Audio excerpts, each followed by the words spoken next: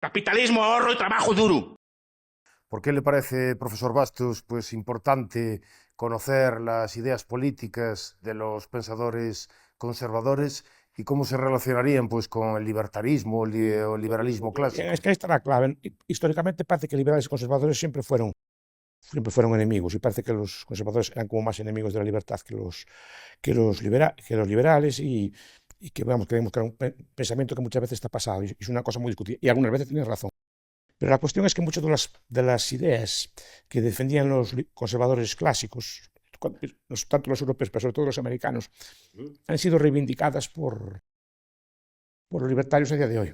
Entonces, por eso creo que es muy interesante ver qué lectura en clave liberal libertaria se le puede dar al pensamiento conservador. Yo creo que hay muchos puntos de unión y que hacerle caso muchas veces a los conservadores no es mala idea. Y al revés, también poner en cuestión muchos de los supuestos avances que tuvieron en su momento los liberales, que al final se revelaron como pocos amigos de la libertad. Ujú. Por ejemplo, Por ejemplo, desde la forma política, ¿no? Vemos que ahora hay una especie de reivindicación, por ejemplo, de la monarquía frente a otras formas de gobierno. Y eso se ve desde el punto de vista libertario. El defensa de la monarquía y de los órdenes tradicionales fue siempre una de los puntos centrales del conservadurismo, ver qué virtudes tenía, qué capacidad de moderación, capacidad de limitar el poder político que tenía la monarquía. En principio, pues esto fue como muy rechazado y sigue siendo muy rechazado, pero la idea que tienen algunos libertarios actuales es que la monarquía limita el poder político, no lo elimina, no lo ven como deseable, pero desde luego, comparado con otras alternativas, limita mucho el peso del poder político. El papel de la aristocracia es algo semejante, ¿no? La aristocracia también fue siempre vista como algo a denostar, como una especie de seres con privilegios, etcétera. Y se olvida también el papel que tenía las clases aristocráticas, con todos los defectos que tengan, obviamente, limitaban el poder político. Y lo limitaban mucho, limitaban el poder del rey. De hecho, lo que hizo el rey fue, al acabar con las aristocracias, quedar, digamos, el poder desnudo sin ningún grupo intermedio que pudiera ejercer de freno al poder político. de hecho, no decían autores como Bertrand de Juvenel que la táctica empleada era los de arriba y los de abajo contra los del medio. Sí, es que Juvenal en la soberanía hace una valoración muy positiva. Juvenal en su época liberal hace una valoración muy positiva de la aristocracia y rara vez se ha vuelto ese esquema. En España, por ejemplo, hay otro libro que se republicó hace años, que es el Insignis Nobilitas de don Ángel López Amo, que también incide sobre el valor social de la aristocracia, qué valor tiene, y eso se empieza a recuperar, ¿no? Y además la idea de privilegio, a mí me gusta es muy interesante discutirla, porque creo que se entiende mal. Una de las virtudes que supuestamente es el liberalismo es que elimina los privilegios. Pero hay un libro muy extraño, un libro de George Bernano, se llama Francia contra los robots, ¿no? Y es un libro muy curioso, es un libro, ha sido un señor bastante conservador, bastante racional, escrito en Brasil cuando estaba allí exiliado. Pero dice, no, a ver, es que creo que él se plantea mal. Lo que había que haber hecho es extender los privilegios que tenía la aristocracia a todo el resto. No eliminar los privilegios de la aristocracia, sino extender esos privilegios que tenía, por ejemplo, de pagar menos impuestos, de estar exento de determinadas corveas o servicios militares. Eso es lo que había que extender a todos, no quitárselo a algunos. Porque el error de partida, y también es otra forma de eliminar privilegios, de que todos tengan el privilegio, o que se elimine el privilegio extendiéndolo a todos. Pero muchas veces se extendió, digamos, la servidumbre que padecía el conjunto de la población a todos. Esa es la idea que tuve. Entonces, eso me parece muy interesante volver sobre eso. ¿Por qué no recuperar la idea de extender esas exenciones, esos foros que tenían determinados colectivos, pero a todos? Uh-huh. De hecho, también el propio Juvenel también hablaba de que él prefería pues, la Revolución Inglesa a la Revolución Francesa, precisamente porque era algo parecido a eso, que había extendido pues, esa idea pues, también de autonomía a la gente común, en lugar en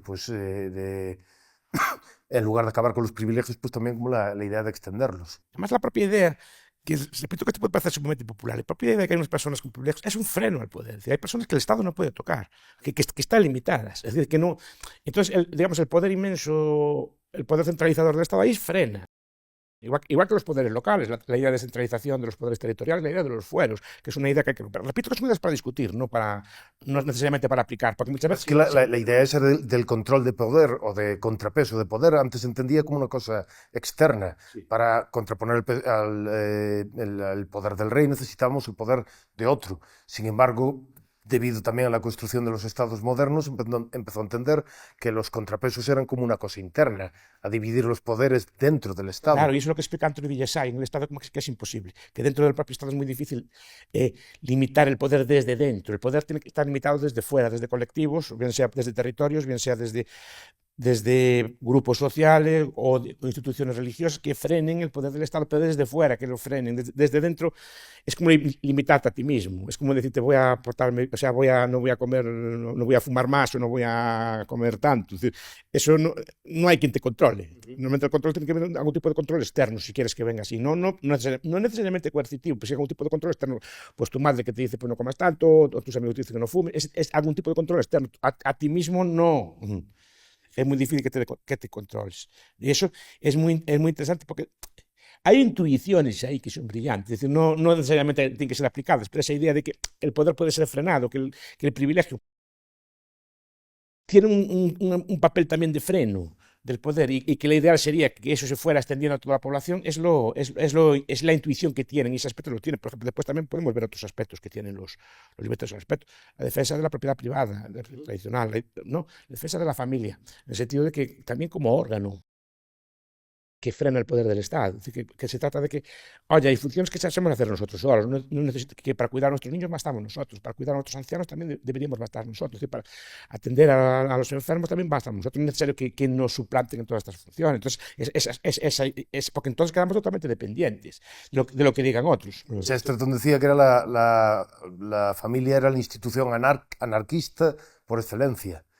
Porque decía también eso, que no necesitaba para funcionar pues de un leviatán que le dijese cómo tenía que hacer, sino que funciona de una forma completamente pues descentralizada, autónoma y funciona bien. Y en este aspecto, claro, es real, no quiere decir que no haya familias malas.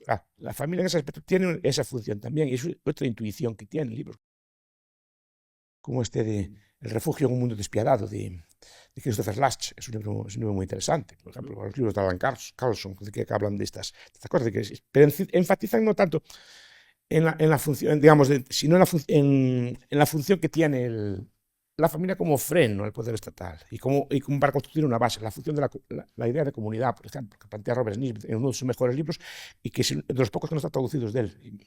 Y que merecía ser traducido, The Quest for Community. ¿No? De hecho, Nisbet decía eso de que el Estado y la familia siempre fueron enemigos acérrimos, sí. Que cuando el Estado es muy fuerte, la familia es muy débil, cuando la familia es fuerte, el Estado es débil, y que los Estados intentan pues erosionar la lealtad que las personas sienten por su familia. Es que históricamente el origen del Estado moderno nace con la derrota del clan, que es la familia extendida. ¿No? Y eso lo hacen adrede. En algunos países aún resiste esa figura, sobre todo países del Medio Oriente, así, aún resiste esa figura. Algunos lo consideran un avance, pero puede ser discutido, igual que la comunidad, que podemos entrar a hablar. ¿Y cómo ve usted o qué cree usted que es la relación entre el pensamiento conservador y, por ejemplo, las ideas de descentralización? ¿Hay algún tipo de relación? ¿Suelen los pensadores conservadores apoyar más este tipo de ideas que la centralización? Sí, en general, primero habría que determinar qué es el conservadurismo, ¿no? Porque, por ejemplo, que es un concepto como liberalismo que también es difícil de defender, porque tiene tantas escuelas, tantas cosas que es difícil de defender. Pero estoy pensando en el conservadurismo hispano, por ejemplo, la tradición es el carlismo, es una idea muy descentralizadora. Pero usted uno va a Russell Kirk, por ejemplo, ¿no? En su programa para conservadores o la mentalidad conservadora, y ve que también está ese principio de descentralización. Está en Nisbet también. Es un conservador libertario, un libertario conservador, no sé exactamente cómo calificar, pero está casi en la frontera, ¿eh? Es un autor, por lo menos en varios de sus libros. Pues todos inciden en la descentralización. No solo para frenar el poder político, sino que se entiende que a pequeña escala las funciones sociales se ejercen mejor. Y claro, se oponen, digamos, a la centralización del Estado, digamos, en un único ente que esté organizado en una capital, que esté muy concentrado, porque cuanto más concentrado esté, menos personas controlan a más gente y tienen más capacidad de influir, digamos, en sus cosas. Entonces, esos pequeños pelotones, esos fueros, ¿no? que tanto se critican, así, incluso por muchos liberales en España, es decir, que se critican los fueros, es decir, porque rompen el Estado. No, lo que hay que hacer es extender los fueros a todos. Lo que decía es lo mismo que estábamos diciendo antes. De extender privilegios y de extender también normas. Normas, porque ahí el Estado tendría muchos serios problemas para actuar. Y a veces parece que quieren que el Estado tenga capacidad de actuar. Actuar y que tenga mucha fuerza, que pueda hacerlo. Que sea eficiente. Que sea eficiente en su uso, ¿no? Y muchas veces decir, a ver, ¿no? A veces, a determinadas normas es mejor que se puedan frenar o que se puedan, digamos, modular o que se puedan adaptar al terreno. Porque muchas leyes que se toman, por ejemplo, leyes ahora de la reforma laboral, ¿no? De la reforma del... No se tienen en cuenta las peculiaridades de cada sitio. Se hace una ley para toda España, que sea para Madrid, que sea para... Idéntica para todos. Para un pescador de Galicia que no tiene horarios de trabajo de 8 a 3. Es decir, hay que tener en cuenta los sitios, hay que tener las formas las costumbres del sitio, cómo se trabaja en cada sitio. Hay gente que prefiere trabajar más concentrado y tener más días libres, ¿no? Como que no se puede hacer una ley, una tabla rasa para todo el mundo igual. Algo parecido, las medidas que se adoptaron durante la pandemia también parecía, porque hablaban de una determinada distancia, de pues a dónde podías ir o no ir, pero no tenían en cuenta tampoco si vivías en un pueblo pequeñito, si vivías en una gran... De hecho, parecía que estaban hechas todas para gente que viviera en grandes ciudades. En grandes ciudades y concentradas. No estaba pensado para gente que vive por las aldeas. Entonces, es bueno que haya normas distintas, porque primero que se modulan mejor a la realidad del territorio, conocen mejor las peculiaridades, las normas de ese estilo, y después porque frenan, digamos, la capacidad de intervención del Estado. Y eso es algo que fue característico también de la tradición hispana, de pensadores como los carlistas, por ejemplo. Claro, carlistas, pero en general todos los contrarrevolucionarios tenían ideas de este estilo, ¿no? Desde la Vendée también tenían ideas por estilo, los Viva María, los jacobitas británicos, etcétera, los miguelistas portugueses, es decir, todos tenían ideas parecidas respecto al poder, que no debía estar concentrado, además eran enemigos a la propia idea de Estado como forma política, ¿no? Es decir, que no debía crearse como un ente abstracto que tuviera, digamos, poderes al cual tuviéramos que prestar lealtad y que ese ente abstracto pudiera... ente abstracto que está detrás del cual hay personas, que no es un ente abstracto que opera solo, no es un geist, no es un espíritu que anda por ahí que nos quita el dinero y que nos cobra impuestos o que nos regula conductas, es personas que deciden montar cosas. Entonces, para que esas personas, digamos, tengan menos influencia, es bueno que el poder esté distribuido y frenado, y los conservadores también lo entendían así. Y por eso digo que son aspectos que se están reivindicando desde el supuesto liberalismo. En cambio, el liberalismo intentó acabar con eso, le quitó fuerza a la Iglesia, le quitó fuerza a las universidades, como fue a Antonio, le quitó fuerza a los ayuntamientos. Es decir, intentó abolir los foros, solo no pudo en el País Vasco, pero en general intentó abolirlos todos, y casi todos los territorios tenían sus fueros. Y eso era una forma de frenar el poder estatal. Eso, de hecho, tiene relación también con la idea del localismo de autores como los Little Inlanders, que también, incluso de distributistas como Chesterton o Hilaire Belloc. Porque además muchos piensan que eso puede perjudicar a los mercados, que tienen como un montón de barreras. No, los mercados al revés, seguramente se unificarían. Precisamente por tantas barreras se crearían estándares comunes, pero creados desde abajo, no desde arriba. Siempre digo que cuando estaba el mundo muy fragmentado, como en la Edad Media, había una moneda común, que era el oro y la plata. Es decir, y una lengua común. Cuando aparecen los Estados-naciones, una lengua común a nivel académico, había una sola lengua. Es decir, había un código civil también. Es decir, se unificaban muchas cosas, lo único que estaba unificado era el poder político. Precisamente esa descentralización fuerza muchas veces la unificación. Y eso parece una paradoja, pero muchas veces lleva a una normalización de este estilo. Y creo que es bueno entender estas cosas, pues están siendo recuperadas ahora Yo creo que, por ejemplo, una de las cosas que dice Milei que va a hacer es descentralizar el país. Excelente. Por eso las autonomías en España son relativamente, con todos los defectos que pueden tener, son relativamente benignas frente a un poder central, sea el que sea, aquí no hablo de política, que pueden imponer las normas que quieren, pero tienes formas de que lo frenen. Eso es algo que, por ejemplo, la mayor parte de la gente ve claramente si lo vemos a escala mundial.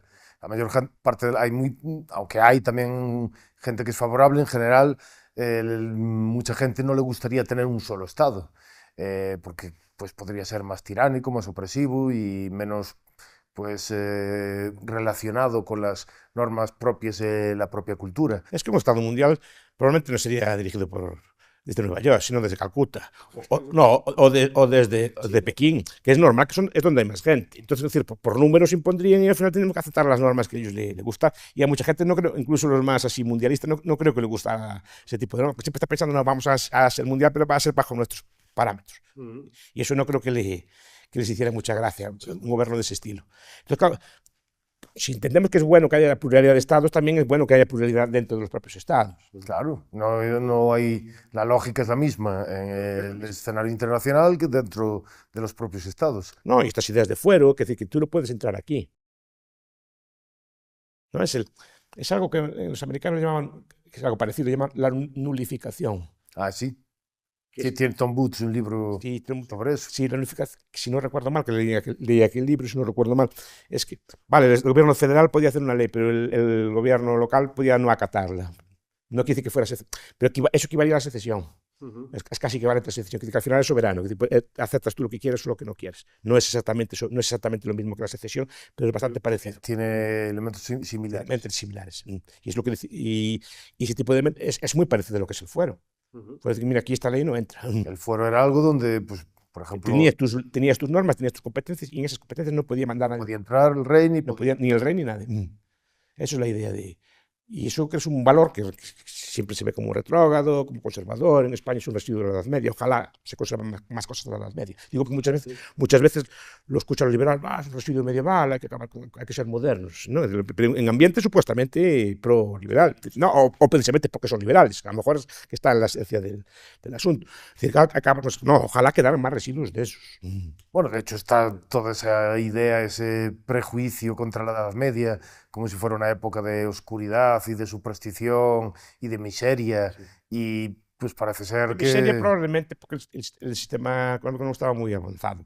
Pero Hertz, por ejemplo, en la invención de la Edad Media, pero ahora está este Eurel, que sacó también un elogio de la Edad Media, está Regine Bernoth, que tiene unos libros muy bonitos. Acabar con la Edad Media. Están recuperando. Entonces yo siempre digo que el peor trabajo que haber en el mundo debe ser el medievalista. Ser de especialista medieval, porque está todo el mundo insultando tu época y diciendo que era oscuridad, atraso, cadena. O sea, le echan todas las culpas. ¿De cuándo apareció el Estado? ¿No? Se le echa la culpa a la Edad Media, quema de brujas, y eso es quemar la... Después la época Fue moderna. después. Y la Inquisición en España que se para atrás los reyes católicos, no la trae la Edad Media. Entonces, Y para controlar también nombramientos eclesiásticos. efectivamente. Pero siempre se le echa la culpa a cadenas, caza de brujas. No, todas estas cosas son posteriores, pero se le echa la culpa. Pero digo, un medievalista, por mucho que explique, por desgracia, creo que tienen que hacer más esfuerzo, pero aún así sigue siendo en las radios, en las teles, no, una tortura medieval, una cosa medieval. Pero académicamente, sin embargo, esa es una posición ya minoritaria y abandonada, pero digo, a nivel de imaginario popular, y sigue siendo así. Entonces, ojalá hubiera más cosas en la Edad Media. Es que Hertz describe cómo era en la Edad Media, y que es una edad que le gusta mucho a los conservadores en general. Los conservadores en general tienen mucha querencia por la Edad Media, a diferencia de los ilustrados que la odian. Completamente, ¿sabes? Pero el discurso que ganó fue el discurso ilustrado, el discurso de las luces, ¿no? Y de la ilustración, que es extraordinariamente contrario, porque ¿cómo puede ser que una sociedad, digamos, dirigida de forma religiosa o con un peso muy poderoso de la religión no tuviera tantas cosas, o pudiera funcionar bien y tuviera tantas cosas? Entonces denigraron todo lo que hacía y todo lo que hicieron desde entonces. Todo empezamos de cero, desde que llegó Voltaire y las luces y la enciclopedia. Entonces todo es luces y razón, cosas por el estilo. Y es muy interesante. Pues la Edad Media creo que había que recuperarla, porque es otra época que también, en cambio, a los conservadores siempre le gustó mucho, y en cambio a los ilustrados no le gustó mucho. Siempre la rechazan, pero la denigran. Y sin embargo deberíamos, pues... aprender muchas cosas de ella, no sí, todas, obviamente, pero muchas cosas de ellas. De hecho, el poder estaba mucho más limitado. Creo que es Hoppe que dice que era casi una anarquía, uno de sus libros. Muchos autores hablan de, pues, anarquía, entre comillas, no de desorden, sino anarquía en el sentido de que Estado moderno no existía, no había un monopolio. Entonces es una cosa que, pues sí, que sirve de inspiración. Pues muchas gracias, profesor Bastos, y hasta la próxima.